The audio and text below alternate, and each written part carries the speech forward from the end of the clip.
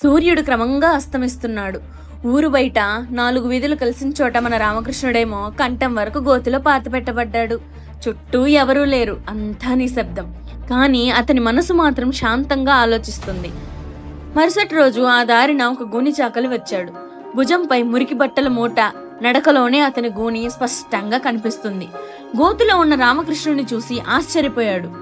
ఎవరు సామి తమరు, ఎందుకు ఇలా పాతి పెట్టారు అని అడిగాడు. రామకృష్ణుడు ఒక క్షణం ఆలోచించాడు. ఇది వైద్యం బాబు అన్నాడు నెమ్మదిగా. చాకలి ఆశ్చర్యపోయాడు. గోతిలో పూడ్చేయడం ఒక వైద్యమా అని అడిగాడు. రామకృష్ణుడు శాంతంగా కొనసాగించాడు. నాకు కూడా నీలాగే పెద్ద గూనె ఉండేది. ఒక సాధువు చెప్పాడు, గోతిలో కంఠం వరకు పూడ్చేస్తే గూనిపోతుంది అని. అందుకే ఇలా చేయించుకున్నాను అని అన్నాడు.